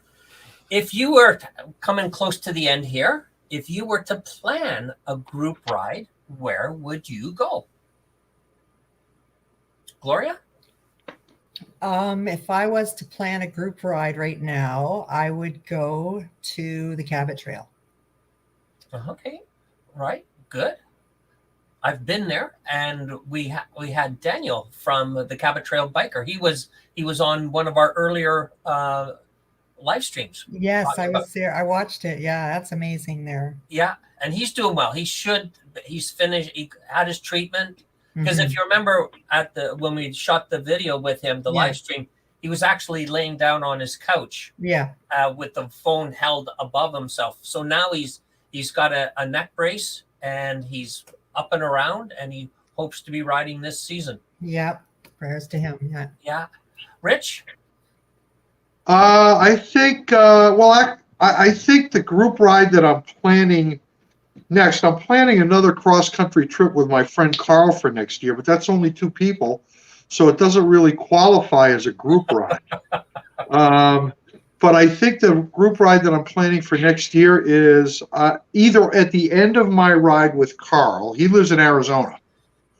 So what I'm thinking is planning a ride from Arizona to California to do a group ride with Boots and Jeans Riders Oh, nice. Tony. and Tony Reno. That's the group ride that I would like to do next.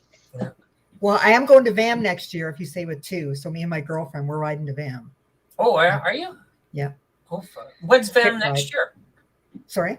When is VAM next year? July 21st, I'm going to say. July 21st. Someone in chat might get me, but wrong. I'm pretty sure it's July 21st. 22nd. Were you there this year, Gloria? I was not this year due to No. the border restrictions. They wouldn't let me. Yeah, I was supposed to go. I hurt my back, Oh, but but think I am hoping that border changes are in place and it will happen next year. So Yeah, good. Maybe we should plan an Ontario VAM. yeah, and then after that, we're riding to PEI. Oh, very good. honestly, That'll I be a think good we should ride. plan a group ride with the 4 of us. What state are you in? New Hampshire. New Hampshire. Man, they got the best rides there. Yeah. Absolutely. Is- Come is on that down. Is that where the Ride to the Sky is? Or No, is that I don't. Vermont? That's Oh, Vermont. Vermont. I don't know. I've never. Oh, is that up to Mount Vermont. Washington? Yeah. Yeah. Vermont. Is that Vermont or New Hampshire? New Hampshire. Yeah. Yeah. You got some nice curves. Yeah. and Oh, come on down. We also have the best chicken tenders Yeah, on rode the it. face Know of, it. Oh yeah. on the face of the You got earth. chicken? Okay. I like 2-legged animals. I'll eat those. Yeah. Kangaroo. Well, little ones. Little hands. Little ones. All right, Wayne, how about you? Actually, we are kind of already half planned. We're going to do that 1,000 iron butt challenge sometime in late June, maybe. Yep. And I've been looking at the map, Rich, because I went to Manchester, New Hampshire, and we're supposed to meet maybe with the East Coast guys somewhere around Three Rivers, Ooh. Quebec. That is 300 miles from your place. Well, I was going to say, if you came down by Lake Erie, like you were talking about, Mm-hmm. that's actually I have an iron butt route that takes me from Manchester to Lake Erie and back. It's 1,052 miles. That's what I was going to do. So, Yeah. if you wanted to ride down, I'll meet you there. We've got it so that Dave and Kevin can hook up with me, is that we're going to go like towards Toronto, and we're going to go on the north side of Lake Ontario, right up through Montreal, up to about Three Rivers, and they're coming the other way. So it's a possibility, if you're energetic, you could meet us somewhere around Three Rivers. You won't get 1,000 miles in on it, but you'd be able to get the 500. Mhm. Yeah. Is there any certificate for 500 miles? Yes, Yeah. there is. Yeah. Oh well. No, Yeah, come I've on. got one. What's yeah, that? there is. I've got one. An iron butt 500? No, it's not the iron butt. It's the It's a sore butt. Yeah. Tender. Is it through the Iron Butt Association? We have a it's club long up distance. here. Another one. Yeah. long distance riders. Yeah. Long distance rider. Oh, no kidding. I'll have to check that out. 35 bucks, I think. And then you get a couple of patches and pins and stuff that you can buy. But the one-on-one is way better. Your 1,000 miles. We call them one-on-ones. 1,000 miles Yeah, on the so, weekend. so that's what we've already got planned Yeah. for the East Coast, like Dead Knot and You can do that in whoever 3 else. days. 3 Dead days. Knot and whoever else he can hook up to come from that side. We're going to meet, do a quick meeting, have something bite to eat together, photo op, get the Mhm. drone out, do a little. There's where I got it planned that we're going to meet. There's a big dam there and a restaurant. So we'll park all the bikes in front of the dam waterfall thing and get some pretty good shots and then have something to eat and shake hands and head her back for the second half. So Cool. we're That's gonna what I wanted to do. I wanted to actually ride out to Buffalo, Lake Erie. What I wanted to do was meet Craig Hainsworth for a cup of coffee and then turn around and come back. I Yeah. haven't been able to set that up. Well, I'll be there, so let me know ahead of time because that's like an hour away from my place. All right, you got it. Yeah.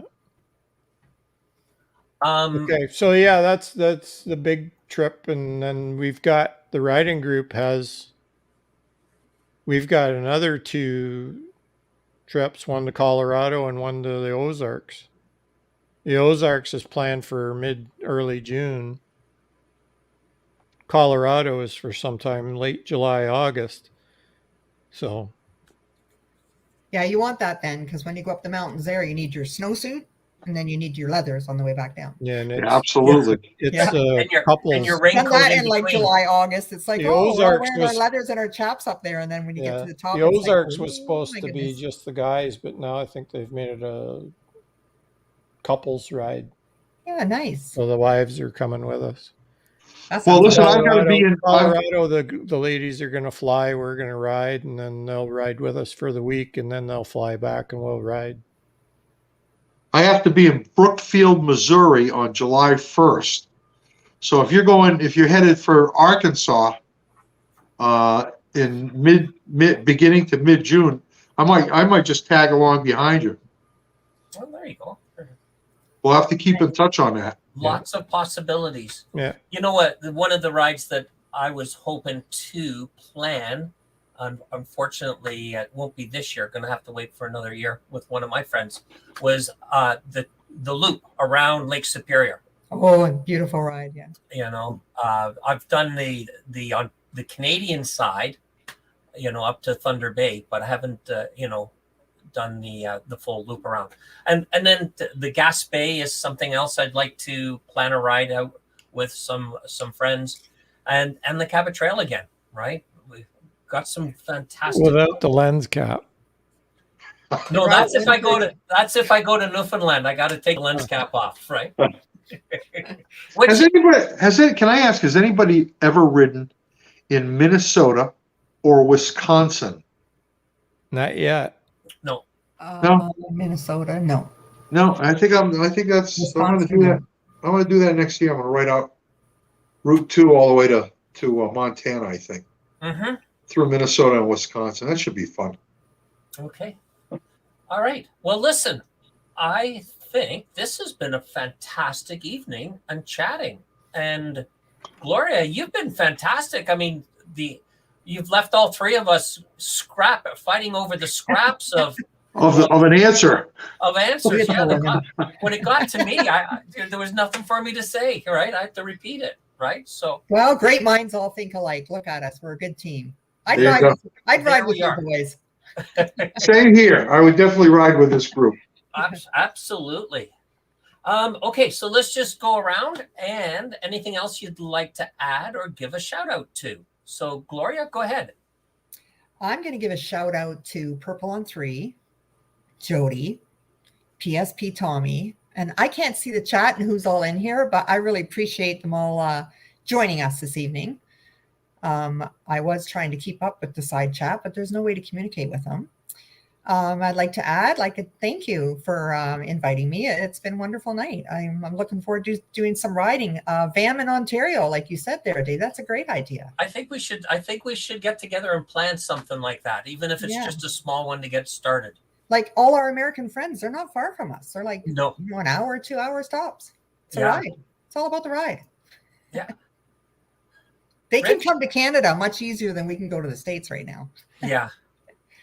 Well, I don't know about that. I can't get them. Well, we're supposed to get 15 centimeters of snow tonight, so I don't know how easy it's for them to come. Yeah, you guys are. We still have green grass, and it's beautiful here. Double digits.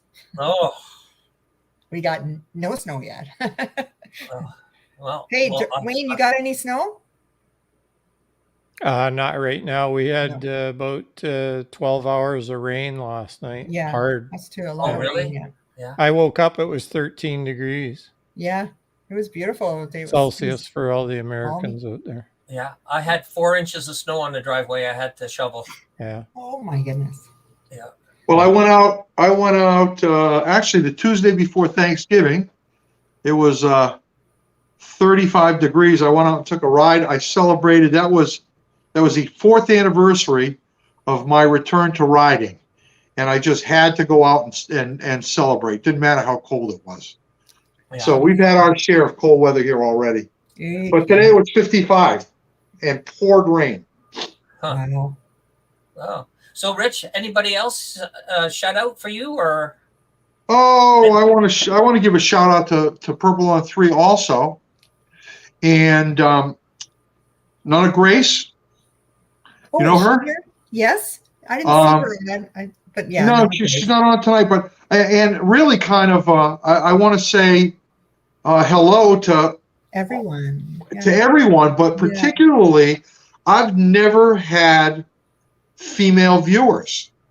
And just recently, some very nice ladies have signed up, subscribed to the channel, and left me some wonderful, wonderful comments on some of my videos. So I'm like thrilled. I want to say hello to all the new female viewers of my channel. Thank you for signing up.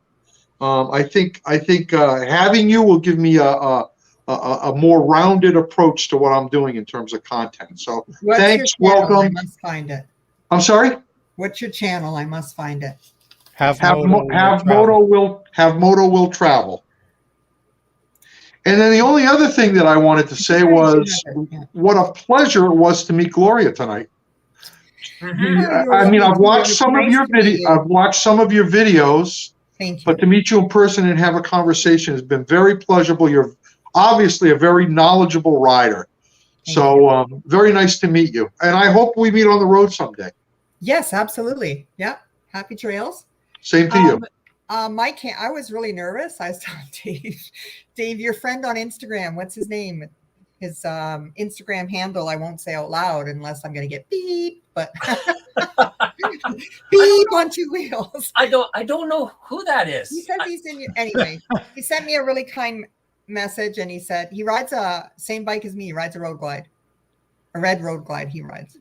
But he's in New York chapter or your chapter, but he did tell me Dave's going to be awesome. He's going to treat you like family because he's seen my comment where I said to Jody, I'd let you know I'm camera shy. Like even on my video, I'm more on the road than I am myself, unless I do a mail call. And she said, Gloria, just pretend that, so I've been focusing on Jody. She's my visual tonight. No, we're good. We're a good. No, group. it was very pleasurable. Just like Rich said, it was great. Thank you. Yeah. It was awesome. I really enjoyed it. Good. Well, thank you, Wayne. Okay, Rich, just old guy on a bike said he's been through Minnesota. So if you need somebody to talk to, he'll be the guy. Cool. Shout outs. Everybody and all the new people that I don't even know that are in the side chat. So this is cool. Thanks for coming out and just trying to think if there's anything else. Next week. Yeah, next. Whose house? It's at my house. It's at your house. Yeah. Do you know who you're having on or? Nah, I'll figure something out. Also want to shout out to Kev. If Kevin's here. Oh yeah, me too.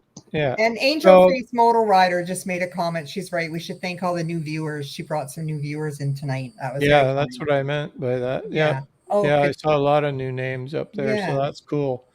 Yeah, I also wanted to make sure that we just making sure that we did a shout out for Kev, and we're hoping he gets some internet when he gets back home and gets so he's able to come back on. So PSP Tommy, yes. Shout out to all the side chatters. Yeah. They just have their own little party there. It's so much fun. You're trying to watch. Anyway, they were great.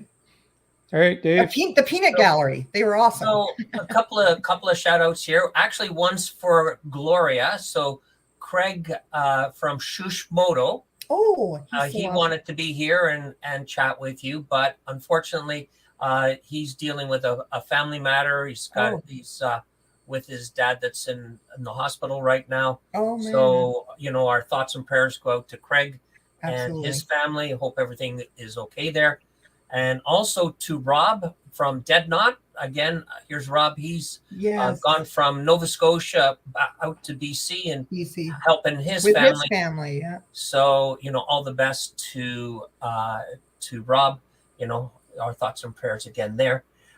Can't leave without Angel Face has really kind of come on and been a supporter of our channel and has brought some of her friends in contact. So Yeah. Angel, thank you very much again for joining us tonight and bringing your group of friends into the Canadian guy and one honorary American live stream. Although Rich has said he has ties in Canada, right? A short stay in Calgary, now. Alberta. Yeah, That's it. Short stay in Alberta. Came out But- for chicken wings and then went home. Very, very fond memories of my stay there. Really. Yeah. Okay. And for those that want to pre-plan, we're going to have a family duel here, with Tommy G, or PSP Tommy G and Purple on 3 are going to be joining us for the December 20th chat. Oh. And you'll get to see whether or not Tommy actually gets to talk, and answer the questions, right? So this should actually. They have a headset. They do really well together. Do they? Yeah, I We know. could never do that. Yeah, they do. I saw. She lets him talk. I just saw a video just recently where Jody was going to push Tommy over Lover's Walk or something like that. The leap of faith. Yeah, The cops showed up. Till the cops drove by. I don't know who this guy is. That's what she would have said. She would have just left him. All right. So to our side chat, thanks again for joining us. And we had a great night. I don't know about you. I've been watching part of the side chat, then not, and that. But I think in both areas, we've had a great time. Gloria, thank you very much. I mean, You're very welcome. Thank you. Experience of being in the hog chapter at all of those different positions really allowed you to share your experiences with our side chat and with us. And can we call you again? Yes, absolutely. And thank you for having me. You guys are great. All right. Good. Listen, we'll invite you to stay after we go off the air. Okay. We have what we call the green room, and we can kind of close off. All right. All right. Okay. All right. So for everybody, and also Kevin, who we hope to have back soon. Everybody, be safe and take care. All right then, and we'll see everybody again next week at Wayne's house. All right. Over and out.